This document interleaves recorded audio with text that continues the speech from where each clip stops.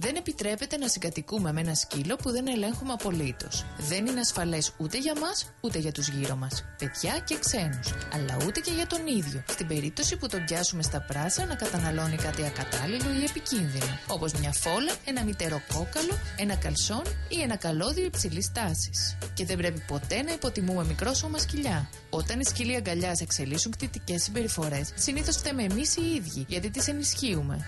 Στην αρχή βρίσκουμε χαριτωμένη την αγριάδα τους και γελάμε, μέχρι που μας δαγκώνουν και πάβει να είναι αστείο. Από τη στιγμή που ένα σκύλος περνάει το κατόφλι του σπιτιού μας, θα πρέπει να υπακούει στην εντολή άστο και να γνωρίζει πως για να τα πάμε καλά, εμείς θα αποφασίζουμε πότε θα παίρνει κάτι και πότε θα το αφήνει. Εμείς θα έχουμε τον έλεγχο πάντα. Η σκυλίτσα που η Σαντρίνα εκπαιδεύει σήμερα είναι μεγάλης ηλικίας και δεν γνωρίζει ακόμα ούτε το όνομά της. Τζένι, το ακούει σήμερα για πρώτη φορά, μαζί με τις επίσης άγνωστες αλλά απαραίτητες εντολές κάτσε, πάρτο, άστο. Κρατάω το κόκαλο, τη βάζω να κάτσει, της δίνω δηλαδή μια εντολή, κάτσε. Και για επιβράβευση της δίνω το κόκαλο, της αρέσει πάρα πολύ. Πάρτε. Μπράβο το κορίτσι. Της δίνω εντολή να έρθει κοντά μου, δεν την απειλώ δηλαδή. Έλα κορτσάκι. Για να την πείσει να κάτσει, η Σαντρίνα σηκώνει το μεζέ πάνω από το κεφάλι της, κοντά και πίσω. Και η Τζένι κάθεται. Η Σαντρίνα διατηρεί τον έλεγχο κρατώντας την Τζένι στο λουρί σε απόσταση ασφαλείας από το κόκαλο για την περίπτωση που η Τζένι αλλάξει γνώμη.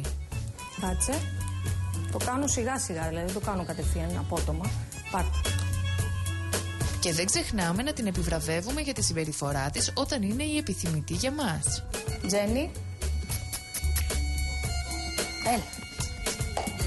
Πού το κοριτσάκι μου. Δεν πλησιάζω τώρα γιατί θα με δαγκώσει. Αν πλησιάσω κι άλλο θα με δαγκώσει. Τι κάνω λοιπόν. Ξαναδίνω την εντολή. Τζένι, πάμε. Πάμε.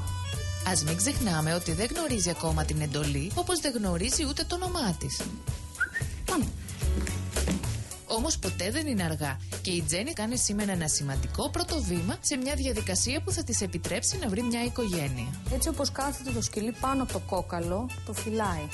Λοιπόν, τι κάνω εγώ. Κρατώντας το λουρί, αυτό θα το κάνετε πάντα κρατώντας το λουρί για να έχετε έλεγχο. Το φωνάζω από το κόκαλο, του λέω να έρθει, έλα. Κάτσε. Βλέπεις, κοιτάει μία το κόκαλο, μία το τυράκι. Μία το κόκαλο, μία το τυράκι. Έλα, Τζένι. Κάτσε. Δηλαδή με αυτόν τον τρόπο της δείχνω ότι δεν πρέπει να φοβάσαι, γιατί εγώ θα σου δώσω αυτό που θέλεις. Μπράβο το κοριτσάκι μου. Μπράβο.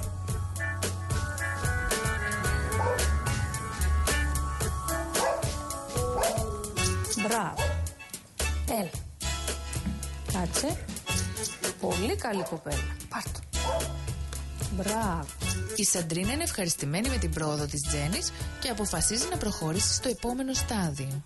Και τώρα βλέπετε ότι το κρατάω το κόκαλο. Κρατάει το σκυλί το κόκαλο και το κρατάω κι εγώ. Την εμπιστοσύνη αυτή η Σαντρίνα την κέρδισε με τις πολλές επαναλήψεις. Η Τζένι ξέρει πλέον ότι αν είναι συνεργάσιμη και υπομονετική, το κόκαλο θα επιστρέψει στη θέση του ανάμεσα στα δόντια της. Είδατε, άφησε τώρα το κόκαλο. Το τυράκι, άστο. Μπράβο Τζενούλα. Μπράβο το κορίτσι. Πολύ καλή κοπέλα. Πάρτε. Μπράβο. Πάρτε. Μπράβο. Άστο. Μπράβο Τζένι. Πάρτε. Πολύ καλό κορίτσι. Μπράβο. Άστο. Μπράβο Τζένι. Πολύ καλό. Η Σαντρίνα έχει πλέον πλησιάσει πολύ κοντά και η Τζένι συνεχίζει να αφήνει το κόκαλο. Γι' αυτό και ακούγεται τόσο ικανοποιημένη.